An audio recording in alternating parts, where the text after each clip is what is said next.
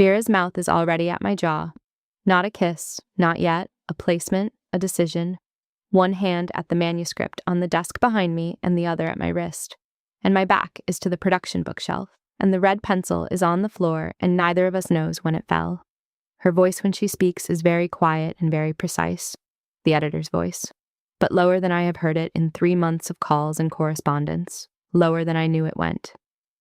I voted yes because the book was the best thing I'd read in 4 years. One beat, the building holds still around us. That's the only answer I'm going to give you for that part. My throat is doing something I am not going to name. What about the other part? If you want to hear uncensored too hot for YouTube stories, check out my Patreon in the description. Tell us where you're watching from and subscribe. 3 months and 8 days before this, at 7:22 in the evening, I stood at the reception desk of Meridian Press with a tote bag that weighed 11 pounds and a question I had been not asking since the contract signing. The manuscript was the weight. 312 pages, copy edited, annotated throughout in my own handwriting. Not just responses to the editor's marks, but conversations with them. Arguments, the occasional margin notation that was less editorial note and more archaeological evidence of the 4 years I had lived inside the book. I had been told to return the physical copy. I had not been told to come myself. A courier would have been acceptable. I came myself. I have been in this building 4 times in 3 months. Each visit has had a clear professional purpose, a fixed duration, and an exit I managed. I am aware that I have been managing these exits the same way I managed every structural problem in the 4 years of the manuscript. With precision, with the kind of deliberate architecture that looks like composure to anyone who is not inside it. And with the knowledge that the architecture only holds as long as I don't ask the question. I had not asked the question. Not in the contract meeting, not in the first revision call, not in any of the 3 subsequent calls in which Vera Solano had gone through the manuscript with the specificity of someone who had read it more times than I had, which is a fact I have been treating as a professional observation and nothing else. I am at Meridian Press at 7:22 p.m. with 11 pounds of my own work in a tote bag because Lena Marsh, junior editorial assistant, had said at the contract signing. Offhand, in the way that people say things they do not know matter. She went to the wall for this one, you know. The committee was split, and then someone had called Lena's name, and she had moved away, and I had been standing there with a pen in my hand and a contract in front of me, and the very specific knowledge that the deciding vote in a split acquisition had been cast by the editor, whose name was now at the top of my production emails. I signed the contract. I said nothing. I returned to my apartment, and I sat with the fact of it for 3 months while we worked through revisions, while Vera's editorial voice came through the phone with its precision and its refusal to over-explain, while I noted every time she cited a specific passage, because she always cited specific passages, never general impressions, the way a person argues from the text rather than around it, and I did not ask. Tonight I came to ask. The reception is unmanned at 7:22 p.m. on a Thursday. The building has the specific quality of a working space that has evacuated. Not empty, not abandoned, but after hours. The overhead lights in the lobby at minimum, the elevator still warm. I know Vera's office is on the 3rd floor. I have been here 4 times. I went up without announcing myself, which I recognized as a choice. I knocked. She opened the door herself. She is not in the blazer. She wore it in every one of our in-person meetings, charcoal or dark, always structured, always correct, and it is not on her body tonight. She has on the dark dress, fitted through the shoulders, and the desk lamp behind her is the only light in the office. The overhead is off. The city is visible through the small window behind her chair, a square of city dark, orange-gray at the edges, the ambient light of 8 million people going about their Thursday evening. She looks at me, at the tote bag, back at me. "The manuscript," she says. "The manuscript," I agree. This is what 3 months of professional correspondence does. It gives you a shared vocabulary of objects. The manuscript, the revision notes, the production schedule. We have spoken in these terms for 12 weeks, and they are adequate terms. They describe the work. They do not describe the other thing, which has no adequate professional term and which I have been managing not to need one for. She steps back. I go in. The office is not large. I had forgotten this, or I had been successfully not thinking about it. Vera's office at Meridian Press is the functional size of a well-organized graduate student study, which is to say, it is a desk and 2 chairs and a production bookshelf and about 4 feet between the desk and the wall that the chairs face. When 2 people are in it and the door is closed, the room enforces a proximity that 12 weeks of phone calls has not required. The door closes, not loudly. The latch settles. I set the tote on the desk and take out the manuscript. It makes the particular sound that a large stack of paper makes when it meets a wooden surface. A soft, definitive thud, the sound of a thing arriving. Vera looks at it the way I have watched her look at text throughout our correspondence. Directly, without the softening reflex that most people bring to looking at things they have opinions about. She sits. I sit. The desk between us is the same desk it has always been, and the manuscript is on it, and the lamp throws warm light across the top page, across both our hands. Vera picks up the red pencil. It is a reflex, a habit, the specific gesture of someone who has been editing long enough that the pencil has become a thinking implement. It does not need to be writing to be useful. She turns the manuscript to the first page. I watch her do this for 10 seconds. Can I ask you something about the acquisition? She sets the pencil down. Not with urgency. Not with the studied casualness of someone who is pretending the pencil was already going down. She sets it down the way you set down something you have been holding longer than you intended, deliberately, the way you put a weight down when you are ready to use both hands. Yes, she says. The word occupies the room by itself for a moment. The desk lamp hums its low, constant note. The building beyond the office is very quiet. Yes, Vera says again, and it sounds both times like a door being opened rather than a word being spoken. I have been building to this question for 3 months.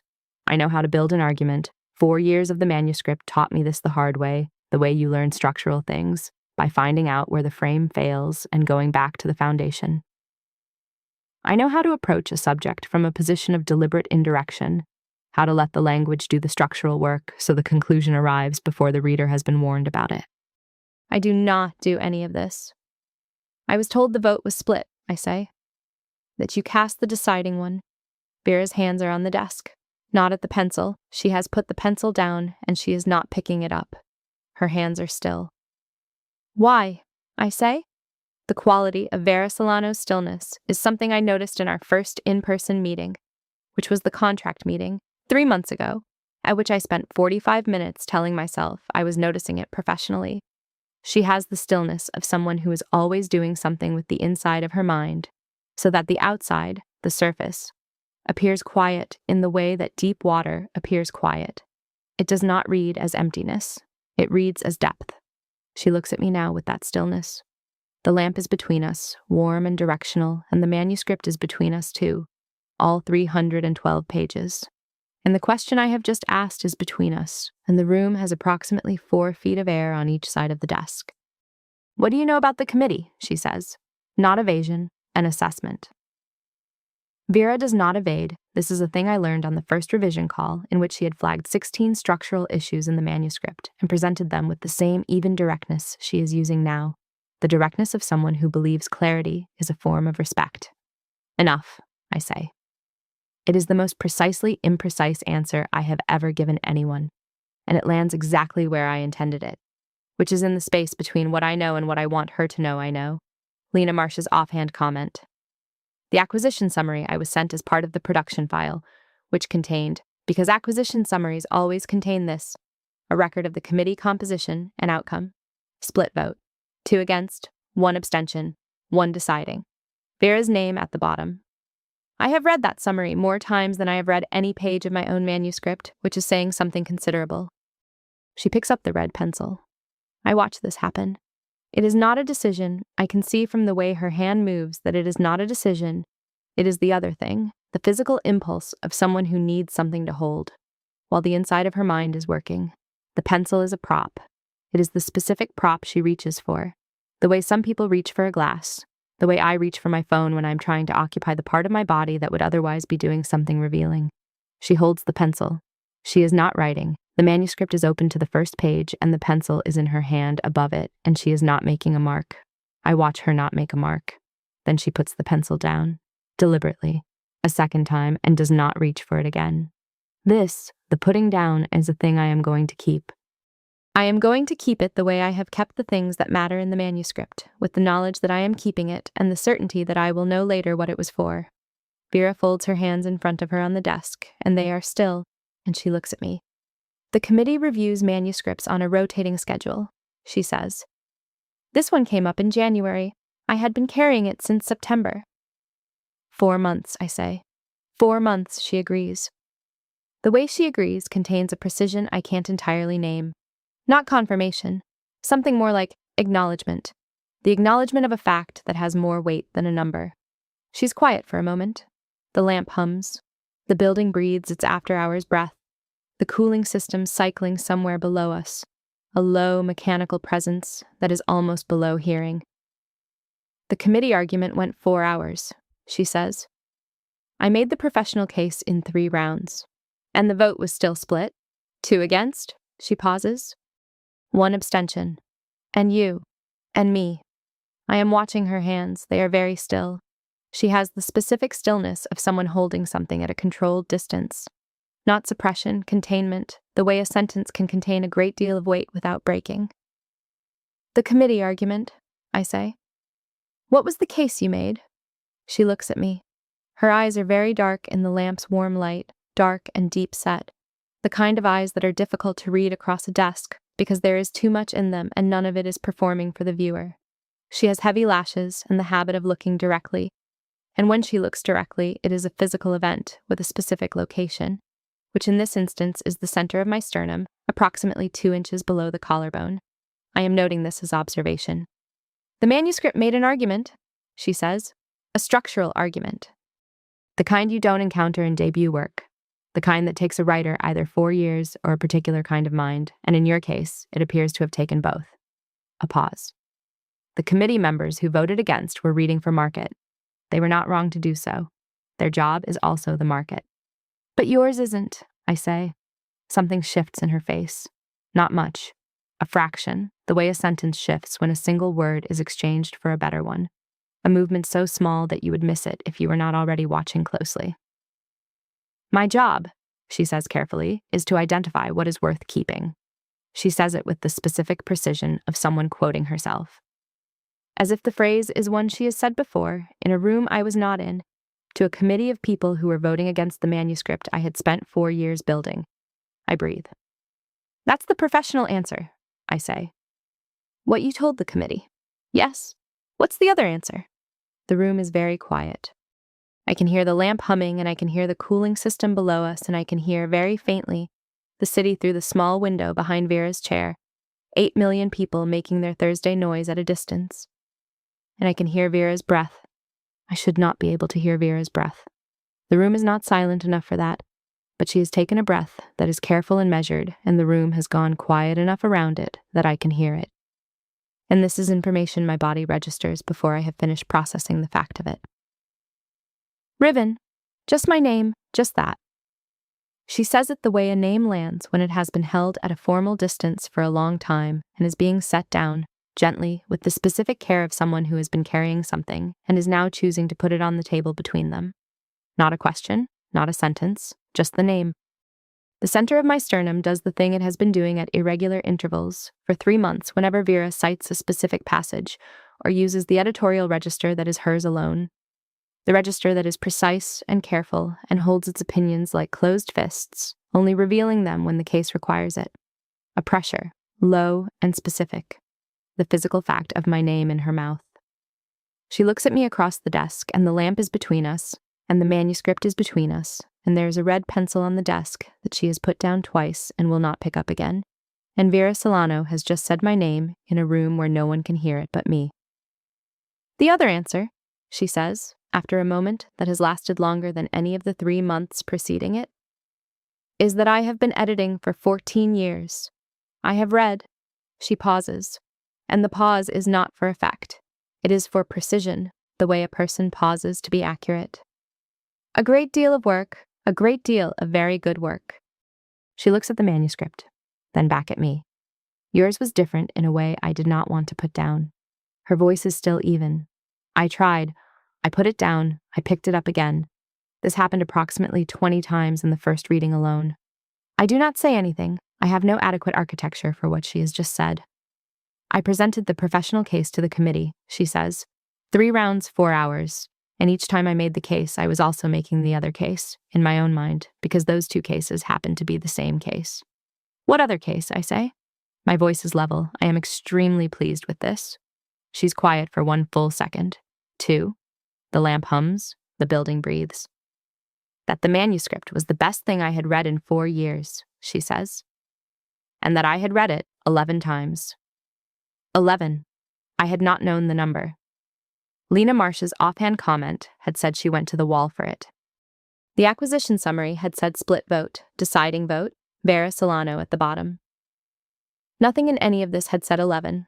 I count the times I have revised the manuscript.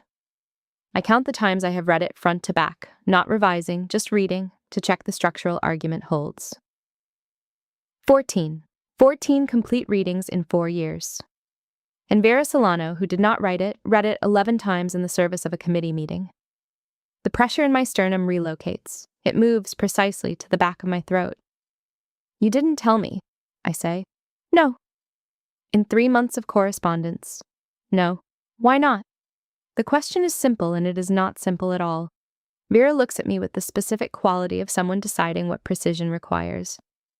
Because it would have altered the professional relationship, she says, in a way that would not have served the manuscript. I look at her. And now the manuscript is finished. The manuscript is finished, she agrees. The room settles around this statement. The manuscript is on the desk, all 312 pages, copy edited, returned. The production schedule has the next stage. The professional relationship has its next stage. All of this is true. Also true, it is 7:38 p.m. and the building is empty, and Vera has just told me she read my book 11 times and put it down approximately 20 times in the first reading, and the professional relationship has, in fact, just changed configuration whether or not either of us has said so. I am very precise about language. It is the quality Vera cited most frequently in our correspondence, in the margin notes, in the revision calls. Your precision is the book's greatest structural asset. She said this in the second revision call, and I had written it down in my notebook, not as a compliment, but as a fact, the kind of fact you return to when the structure is giving way. I am now applying my greatest structural asset to the fact that Vera Solano read my manuscript 11 times and voted yes in a room I was not in. And the structure I am building toward is, precisely, what I came here tonight to ask. I stand up. Not in agitation, I am very clear about this. Not in agitation, not because anything in my body is doing something I cannot manage, though several things in my body are doing things I have been managing with varying degrees of success since 7:22 p.m. I stand up because I have made a decision, and decisions, when I have made them all the way through, produce movement. I move around the desk. Vera turns in her chair. She does not stand. She turns and watches me come around to her side, and for a moment we are at different heights, which is a configuration I register in a very specific physical location, which is the back of my knees. Then she stands. She's taller than me without the desk between us. She was always taller, but the desk has been between us for 3 months in every sense that the word desk can be used, and without it, the height differential is a fact that my body acknowledges before I have finished forming the thought. We are facing the same direction for a fraction of a second, both of us looking at the desk now behind us, the manuscript on it, the lamp throwing warm light across the top page. And then we turn, and we are facing each other. The lamp is to our left. It throws the light sideways across both our faces, warm and directional, and the shadow falls behind us both. Vera's face in this light is very clear. The high cheekbones and the defined jaw and the dark, deep-set eyes, and the dark dress, and the neckline of the dark dress, and at the neckline of the dark dress, the black silk of the bra she's wearing, which I have been not noticing since she opened the door. I have my second button open. I opened it in the car, before I drove to the press, in the specific way that a person makes a decision that they are done rationalizing. I opened it, and I did not button it back up. And the blush lace of the bralette I wore tonight is visible there, and I wore it deliberately, and I am done explaining this to myself. Vera's gaze goes to it. One moment, then back to my face. You came tonight for the manuscript, she says. It is not a question. It is the editorial precision of someone who identifies what a sentence is actually doing. Yes, I say. One beat. Tell me what else you came for. Vera's hands are at her sides, not extended, not gestured, present, held at a particular quality of stillness that I can only describe as waiting. The specific physicality of a person who has made a decision and is waiting for the information that would allow them to act on it. The lamp hums. The city breathes behind the small window. In the quiet of the building at 7:39 p.m., I can hear the faint, cooling tick of metal somewhere in the walls, and I can hear the quality of Vera's presence at this distance, which is not a sound so much as a pressure, the specific atmospheric event of standing at a distance of less than 18 inches from someone who holds all the structural power of the room and is choosing to wait. She smells of cedar and cold linen. I have been at this distance precisely once before, in the handshake at the contract signing, and I noted it then and filed it in the wrong drawer, which is to say, the drawer that says Professional Miscellaneous, and which I have now opened to find it contains something else entirely. Cedar and cold linen at 18 inches. 15. The room is not large. Her breathing is even. She's making it even. I can hear the evenness of it, which is different from it simply being even. It has the quality of a thing being maintained. I came for the manuscript, I say. And to ask why you voted yes. You've asked. I've asked part of it. Her gaze is on my face with a specificity that has a location, which is my mouth and then my eyes. And she is doing the thing she does when she is reading, not passively receiving, actively working the material, looking for the structural argument. What's the other part? I say. She says nothing for a moment. The lamp hums. The city moves outside the window like it does not know it should stop. And then Vera Solano, who has been precise and professional and managed for 3 months in every correspondence and every call and every in-person meeting that has had a clear professional purpose and a fixed duration and an exit. Vera lifts one hand and brings it to my face, the heel of her palm against my jaw, her fingers at the angle of my cheekbone. Warm, warmer than I expected, warmer than the room, warmer than the 3 months of professional correspondence. That has been, I understand now, a form of temperature management. She holds there, doesn't move. The hand is at my jaw, and it does not move. And this is the most precisely unbearable thing that has ever happened at a desk lamp's range. I can smell the cedar and cold linen at 4 inches. I can hear her breathing, and it is no longer even in the way she was making it even. I can feel the warmth of her palm through the skin of my jaw and the angle of her fingers at my cheek, and I can feel, in the specific location of my sternum, something that is not pressure so much as opening. The other part, she says, very quietly, in the editor's voice that has gone somewhere below its usual register, is that I have been managing not to say anything outside the professional context for 12 weeks. Why? I say. My voice is level. I am less pleased with this than the earlier instance, but it holds. Because you were the author, and I was your editor, and the book was not finished. The book is finished. The book is finished, she says. Her thumb moves. One small motion, the pad of her thumb against the line of my jaw, the specific geography of the bone there, once, and then still. I do not breathe. The committee argument, she says, and her voice is at the proximity, now where it is a physical event in the back of my throat. Went 4 hours. I made the professional case 3 times, and every time I made it, I was thinking about the sentence on page 211. What sentence, I say? You know which one. I know which one. I know every sentence in the book the way you know the rooms of a house you built by hand, which means I know page 211, the way I know the structural argument of the whole. It is the one I almost cut in the 3rd year when the frame was giving way and I was looking for what to remove. I almost cut it. I left it because I could not identify what would replace it, not because I was certain it should stay. And in the subsequent 12 months, the whole book organized itself around it in ways I did not plan. It is the sentence that Vera cited in the 2nd revision call, without explanation, as though I should know why she was citing it. I did know.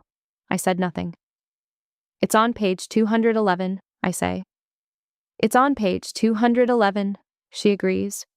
Her hand is still at my jaw. The thumb is still. The lamp is still. The building is very quiet. I almost cut it, I say. Something happens in her face. Not much.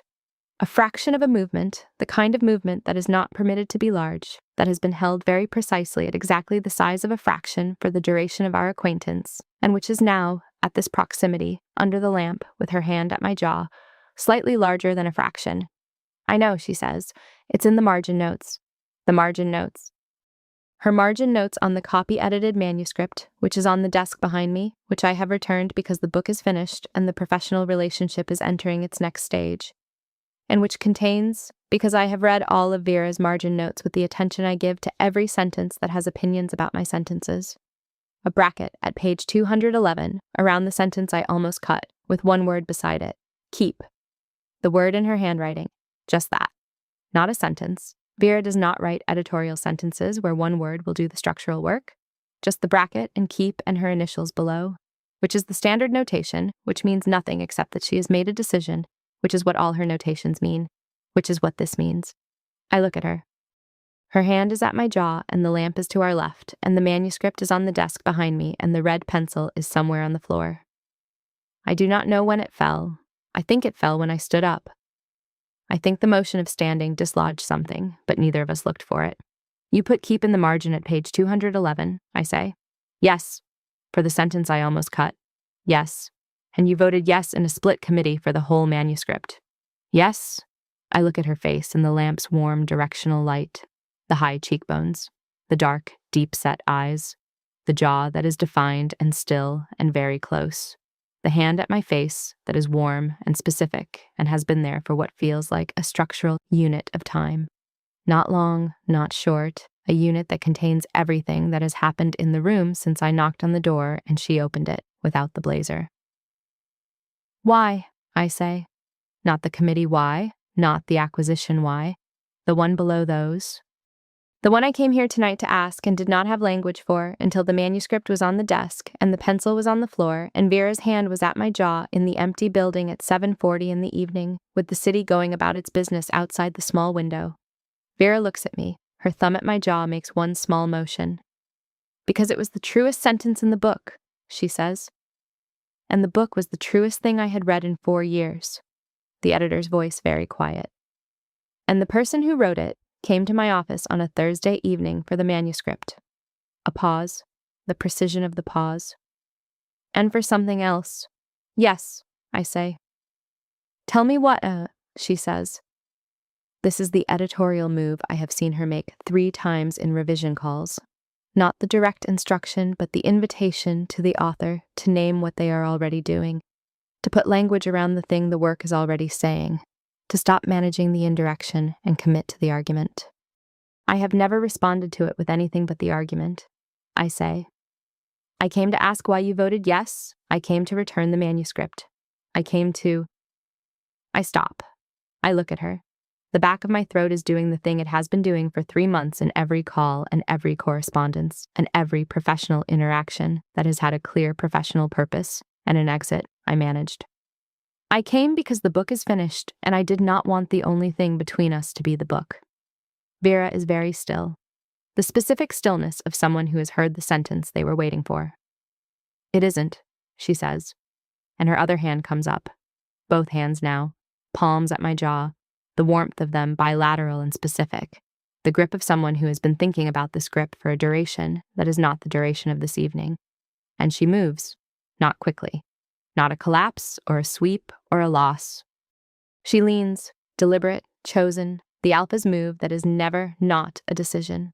And her mouth is at my jaw, my temple, the angle of my cheekbone, and she says against the skin there, in the editor's voice that has gone somewhere I haven't heard it go in 3 months of correspondence. I voted yes because the book was the best thing I'd read in 4 years. 1 beat, her breath warm at my jaw, the cedar and cold linen at 1 inch. That's the only answer I'm going to give you for that part. I can feel her breath moving against my skin when she speaks. I can feel the grip of her hands at my face, the specific warmth of them, the way they are not adjusting or repositioning. Just present, the way a decision is present when you have made it all the way through. What about the other part? I say. The production bookshelf is behind me. I have not been aware of it until this moment. the specific geography of the room presenting itself in the way that rooms do when you are suddenly, precisely aware of your position in them. Vera is before me. The desk is to our left. The lamp is to our left. The manuscript is on the desk. The red pencil is on the floor, and neither of us knows when it fell, and neither of us is going to look for it. Vera's hands are at my jaw, and her mouth is at the angle of my jaw, and the building is very quiet, and the city is moving outside the small window like it does not know it should stop. And she lifts her head so that her face is before mine, close, the dark eyes very present in the lamp's warm light. The other part, she says, is that I have wanted to say this since the first revision call. Then say it, I say. Her gaze holds mine for one full beat. The lamp hums. Her breathing is audible and no longer managed. And then Vera says, "You build arguments the way other people build rooms. You know exactly where the weight goes and exactly what will fall if it moves, and you almost moved it on page 211, and I have been thinking about that since September." I say, "That's still the book." "No," she says, "it isn't." And her forehead comes to rest against mine, and the warmth of her is everywhere at this distance. Cedar and cold linen and breath and the weight of both her hands at my face. The specific weight of someone who has been holding something at a professional distance for 4 months of carrying the manuscript and 3 months of correspondence, and is now, deliberately, setting it down. That is me telling you why I cannot put you down either. My hands find the edge of her desk, both of them. I need something with structural integrity. 11 times, I say. 11, she says, against my forehead, her breath warm across the bridge of my nose. The first time I thought it was the writing, the second time I thought it was the argument. By the 5th time I had stopped telling myself what it was. I breathe. The breath arrives in my chest in a specific location, the one that has been pressure for 3 months, the one that moved to the back of my throat when she said 11, the one that is now something else, something with more volume than pressure. The sentence on page 211, I say. Yes. Tell me what it says. A pause. Her forehead against mine. Her hands at my face. Her breath at the bridge of my nose. You know what it says, she says. I want to hear your version. Another pause. Longer. The lamp hums. The building holds very still. The city moves outside. It says, Vera says carefully, precisely in the editor's voice that has gone all the way down to its ground register. Some things are not preserved by keeping a distance from them. Some things require contact to survive. The sentence, my sentence. Page 211 of the book I almost cut from the book, which Vera read 11 times and argued for in a 4-hour committee meeting, and bracketed in the margin with one word, and has now spoken aloud in her office at 7:43 in the evening, with her hands at my face and her forehead against mine, and the red pencil on the floor between us. Contact, I say. Contact, she says, and her mouth comes to mine. Not quickly. Not a sweep or a collapse or a thing that has been waiting to happen, and finally, helplessly, does. Vera Solano does not helplessly do anything.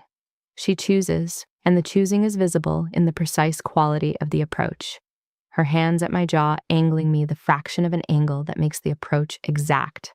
Her breath arriving at my mouth a half-second before her mouth does. Warm and measured, and the specific temperature of held breath released, and then the contact. Her mouth against mine is warm and specific and not tentative, not uncertain. Not exploratory in the way that uncertainty explores. Certain, the certainty of someone who has been certain for a long time and has been managing not to act on the certainty, and is now acting on it with the full precision of a decision that has been thought through to its conclusion. I am against the production bookshelf. I do not know at what point this happened. There is a geometry to small offices, the specific way that 2 people occupying the same space will, if they are moving toward each other rather than away, eventually find themselves reconfigured by the walls. My back is to the bookshelf, and Vera is before me, and the desk is to our left. Still, the lamp still on, the manuscript still on the desk. Her hands. They are at my face for a long, specific moment. The heels of her palms at my jaw, the angle of her fingers at my cheekbones. The warmth already, at this proximity, at this duration, something I have memorized without intending to. And then her left hand moves. Not far. It traces, slowly, with the deliberateness of a person who is doing nothing by accident, from my jaw to my neck, and from my neck to the open collar of my sage blouse, and from the collar to the second button that I opened in the car, in the decision of coming here, and her fingertips find the edge of the blush lace bralette I wore tonight deliberately. She stops, the specific stop of someone who has arrived at something and is acknowledging the arrival. You wore this tonight, she says, against my mouth, not quite lifting her head. Yes, I say. For this. Not a question. The editorial precision. For this, I say. Her breath at my mouth is warm and very close, and I can feel it moving across my lower lip, which is a physical event with a specific neurological report, which I am noting with what I am choosing to call professional observation, and which is, in fact, something I am going to spend a considerable amount of time thinking about at a later date. Her right hand is still at my jaw. Her left is at the second button, at the edge of the lace. The lamp is on, the red pencil is on the floor. The manuscript is on the desk with Vera's margin note at page 211, keep, bracketed, initialed. And Vera's mouth is at mine, and her hands are at my face and collar, and the building is very quiet, and we have been in this office for 41 minutes. She steps into me. Not against, into. The distinction is important, and she is someone who is precise about distinctions. The warmth of her whole length, the dark dress and the height and the cedar and cold linen and the specific weight of someone choosing to occupy the same space as another person, rather than merely near it. My back is to the bookshelf, and she is before me, and there is nothing between us. The committee, she says, against my jaw. The editor's voice at this proximity sounds like something I have not heard directed at me before, still precise, still even, but close, very close. Like reading a text in the original language rather than translation. I will tell you everything about the committee. When, I say. My hands are at her waist. I note this. Later, she says. How much later? Her mouth at my jaw. Then lower, the specific angle of the jaw below the ear. And I discover that this particular geometry has a direct correspondent in the back of my knees, which is structural information I file in the correct drawer. Her breath warm against the skin there, cedar and cold linen at 1/2 an inch. Considerably later, she says. I tighten my hands at her waist. She makes a sound, not a word, not a name, a sound that is below the register of language, and is the single most precisely disarming thing that has happened tonight, in a night that has contained several contenders. My head goes back against the bookshelf. The books behind my shoulders are the copy-edited proofs of 12 other manuscripts. I can feel their spines through the sage blouse, and none of them are the one on the desk. Page 211, I say. Into her hair, which is loose tonight, black and straight and very close. The sentence you cited. Yes. Her voice at my neck. It's the truest one in the book. Yes. I almost cut it. I know. Her mouth at the angle of my jaw. I'm aware of this. I have thoughts about it. I make a sound that is, against all probability, a laugh. Small. Involuntary. The specific laugh that happens when something is both very charged and also, somehow, exactly right. Vera lifts her head. She looks at me from very close. Dark eyes in the warm lamplight. The defined jaw, the cheekbones, the expression on her face, which is, and this is the most significant crack in the surface of her composure that I have witnessed in 4 months of professional acquaintance, entirely unguarded. Not soft, not uncontrolled, just present. The face of a person who has stopped managing the distance and is looking at what is actually in front of them. I have a lot of thoughts about your choices, she says, as an editor. Tell me one, I say. Her gaze moves to my mouth, back to my eyes. The sentence on page 211 is the structural center of the book, she says. Remove it, and the whole argument fails. You almost removed it. The editor's voice, precise and even, from a distance of 4 inches. I would like to discuss your decision-making process. That sounds very professional, I say. It is very professional, she says, and leans in, and her mouth is at mine again. And this time it does not arrive carefully. It arrives with the full precision of someone who has made the professional case and the other case, and has noted that they are the same case, and is now acting accordingly. I stop noting things. For a specific duration, I stop applying precision and observation and the structural analysis that is my greatest asset, and I simply receive what is happening, which is Vera Solano with her hands in my hair and her mouth at mine, and the weight of her against me, and the manuscript on the desk, with keep in the margin at page 211, and the red pencil on the floor, and the building very quiet around us. Then I note one thing. I note that this is the best argument I have ever been inside of. At 8:47 p.m., the desk lamp is still on. The office has the quality of a room that has been lived in. Not disordered, not chaotic, but occupied, the specific atmosphere of a space that has absorbed an event and is settling back into itself. The manuscript is on the desk. The red pencil is still on the floor. No one has picked it up. I am in one of the two chairs. Vera is at the desk, not seated, standing at the desk's edge with one arm braced against the surface, looking at the manuscript. She has one hand in her hair, pushing it back from her face, loose, black, and straight, and she is barefoot, which is a detail I am keeping. The second novel, she says. My voice when I find it is even. I am going to count this as a professional achievement. It doesn't exist yet. I know. She looks at the manuscript, then at me. The acquisition conversation will be different. Will it? She looks at me with the specific look she uses when she believes a statement is doing more work than it is admitting to. It is an editorial look. I know it from the revision calls, and I know it from tonight, and I will know it, I understand now, from a great many subsequent occasions. The conversation will be different, she says, because I will have a conflict of interest, which you'll disclose, which I will disclose, she agrees. To the committee. The committee who took 4 hours last time. The committee, she says, and the corner of her mouth makes the precise, contained movement that is Vera Solano's version of a smile, who I am not concerned about.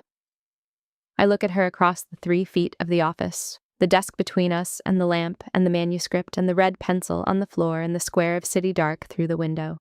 The lamp throws warm light across the top page, which is the first page, which is the beginning. The margin note, I say. Page 211. She looks at the manuscript. Her hand on the desk's edge is still.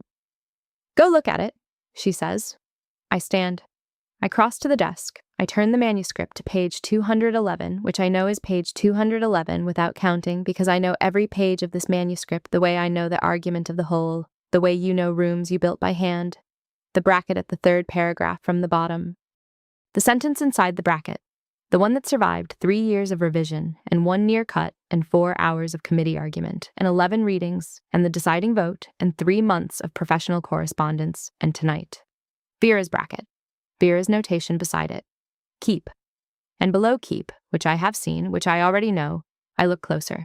Below keep, below the initials, in the same red pencil, smaller, added recently, from the quality of the mark, not in the original round of copy editing, but after, the ink at a slightly different angle. I know why you almost cut it. Don't. I stand at the desk for a long moment.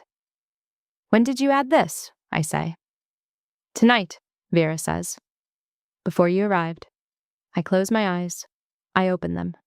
The lamp hums. The city moves outside the window. You knew I was going to ask, I say. I thought you might, she says. You've been managing not to for 3 months. Management has a duration. I look at her across the desk. She's standing at the desk's edge, barefoot, one hand in her hair, the dark eyes present and unguarded and direct. Not the blazer, the dark dress and the lamp's warm light and the manuscript between us. The sentence, I say. Yes. Some things are not preserved by keeping a distance from them. Some things require contact to survive. Yes, she says. I look at her. I'm going to use that. The sentence? You, I say. As material. She looks at me for a long moment. The lamp hums. Something in the walls ticks as it cools. I'd expect nothing less, she says. From a writer with your precision. I come around the desk. She watches me come. Her hand drops from her hair, and both her hands are at her sides, and she waits. The specific quality of someone who has stopped managing the distance and is letting me close it, which is the editorial move in reverse, which is to say it is something else entirely. My hand finds the back of her neck. Her hair is loose and warm, and it moves against my fingers the way the sentence on page 211 moved against the manuscript. Like it belongs there. Like it was always going to be there. Like the structure of the thing requires it. I keep it. She exhales. In the morning, when the desk lamp has been turned off and the city has finished its Thursday and is beginning its Friday, the manuscript is on Vera's desk, where it has been since 7:22 p.m. The copy editing marks are throughout it, in Vera's red pencil and in my own annotations in the margins. And at page 211, there is the bracket and keep, and I know why you almost cut it.